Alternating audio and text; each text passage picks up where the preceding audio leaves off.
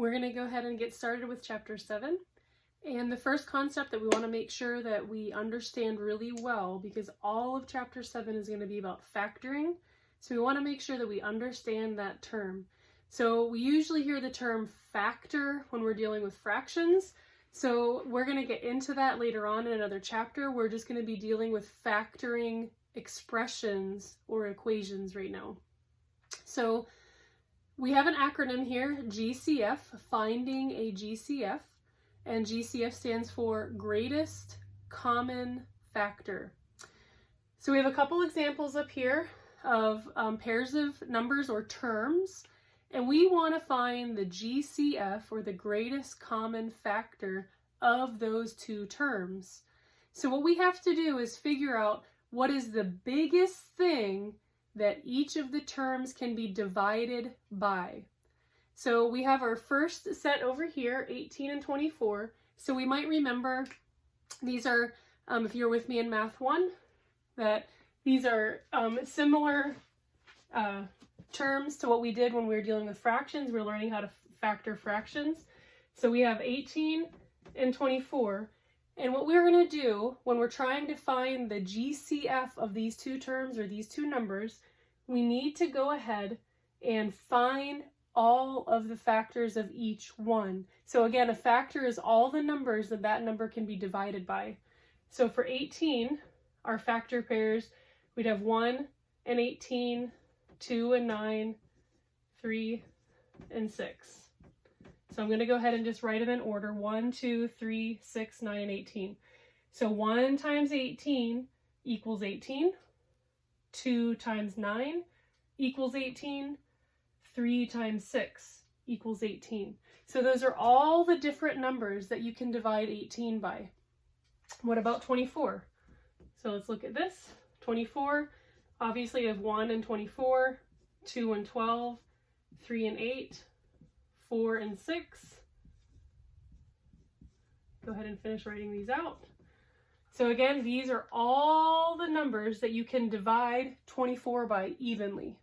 So 1 times 24, 2 times 12, 3 times 8, and 4 times 6. So after we lay out all the factors, our goal is to find the greatest common. So what factors do 18 and 24 have in common? So let's circle all the ones that they have in common. They both have 1. They both have 2. They both have 3. And they both have 6.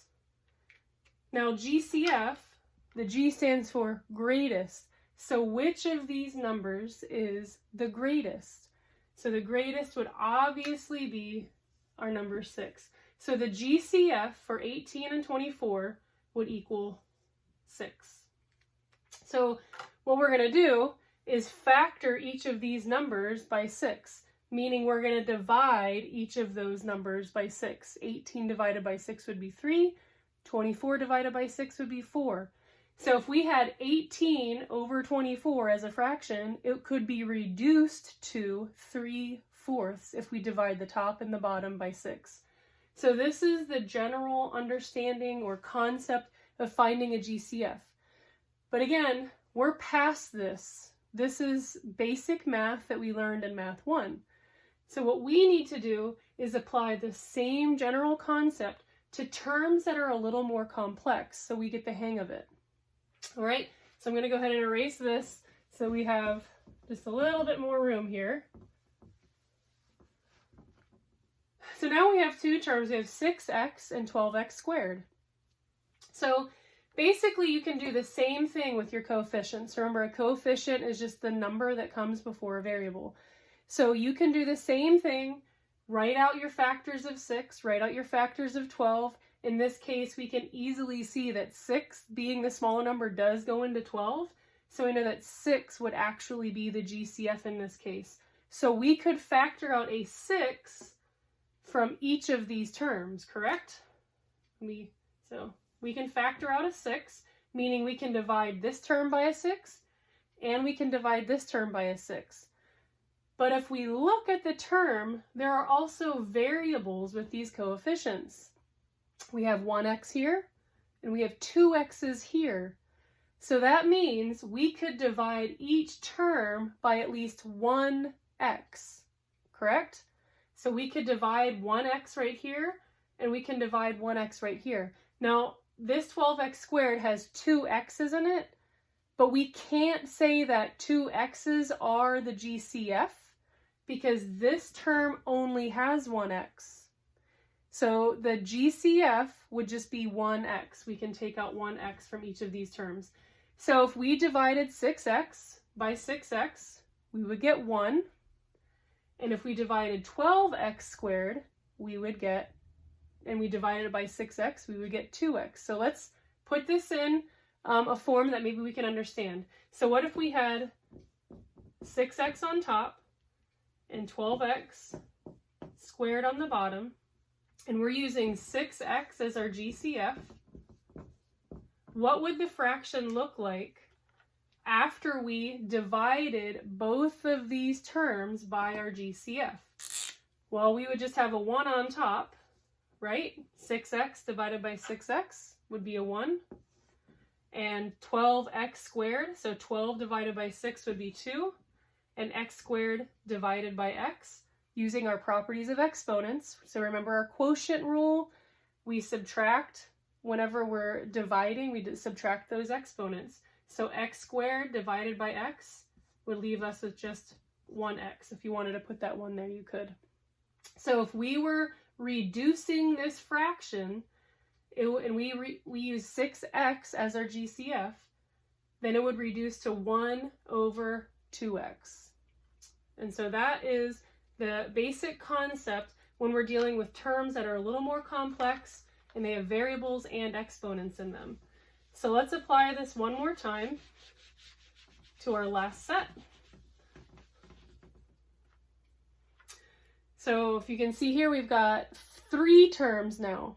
So we have a 5c to the 4th, a 10c cubed, and then a 15c squared. So I know I kind of fit it in there, so it's a little tight at the end. But we can see, first of all, 5, 10, and 15. So all of those are multiples of 5. So we could actually divide each of the coefficients by 5. So we know that 5 would be the first part of our GCF. We can also see that each of these terms has a variable of c in them. The first term has 4 c's, the second term has 3 c's, and then the last term has 2 c's. So each term has at least 2 c's. So we could factor out 2 c's. So let me go ahead and write this out in a way that you can understand why we're learning how to do all of this. So what if this right here, let me go ahead and erase our GCF. So we'll remember our GCF is 5c squared. But what if we rewrite this, and I'll use the same color. We write this as 5c to the 4th plus 10c cubed plus 15c squared. Now we have an expression, and we want to simplify that expression. So basically what we're doing is finding a GCF for each of these terms so we can simplify the expression. So what we're going to do is end up with 3 terms. However, we're going to have the GCF out front, what we're dividing by. So we are dividing each term by 5c squared. So if you divide 5 by 5, you'll get a 1. And if you divide c to the 4th by c squared, you'll get a c squared. And again, if you want to put that 1 in front of it, you're more than welcome to, but it's unnecessary. So we went ahead and simplified that term. We can bring down our sign. 10 divided by 5 is 2. C cubed divided by c squared would just be c to the first power. So we simplified the second term, and now we're going to look at our last term, 15c squared. 15 divided by 5 is a 3, and c squared divided by c squared just equals 1. So you could put the 3 times 1 there or not. So all of these terms are going to have a 1 as a coefficient, a 1 as an exponent, or a 1 as your variable. And none of those ones, it's not necessary to write any of those. So we would just write this as 5c squared times c squared plus 2c plus 3. And with this the c squared plus 2c plus 3, that's a simpler equation or expression to work with when we have to factor it further, which we are going to get into later on in this chapter. But this is just a brief explanation of finding GCFs, or greatest common factors, with more complex terms.